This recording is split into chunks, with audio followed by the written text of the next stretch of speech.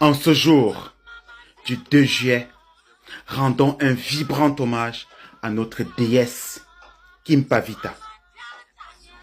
Elle fut brûlée vive par des barbares missionnaires occidentaux parce qu'elle s'était engagée pour la renaissance spirituelle de notre peuple.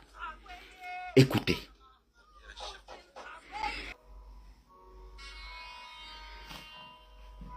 Hommage à Kimpavita, brûlée vive le 2 juillet 1706. Aujourd'hui, nous rendons hommage à Kimpavita, cette figure emblématique de l'histoire du peuple Congo. Il y a 318 ans, le 2 juillet 1706, cette fille de Papa Sawa et Mama Senga, connue à la naissance sous le nom de Simba, a été assassinée à l'âge de 20 ans.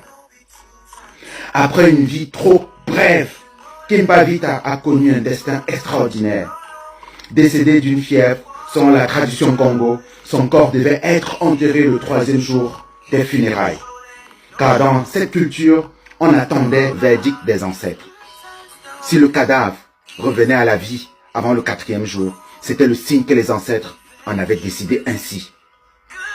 Et c'est exactement ce qui s'est passé. Kimpavita est revenu à la vie le 3e jour, affirmant avoir rencontré les ancêtres Congo du Pemba Kalunga, l'espace divin des ancêtres. Donc, Vitakanga, celui-ci lui avait confié une mission, réunir le Congo et désaliéner son peuple pour faire revenir le culte des ancêtres.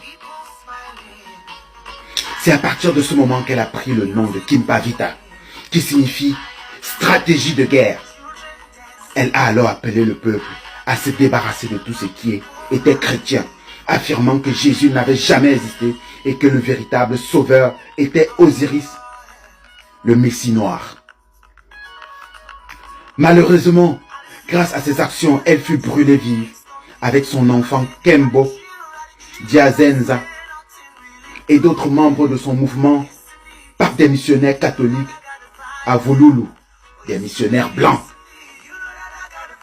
Aujourd'hui, 318 ans après son assassinat, nous rendons hommage à cette mère et grande sœur et tous ceux qui ont perdu la vie dans cette tragédie, que leur cas soit vivifié. Puis son combat pour la libération spirituelle et culturelle du Congo continue à nous inspirer.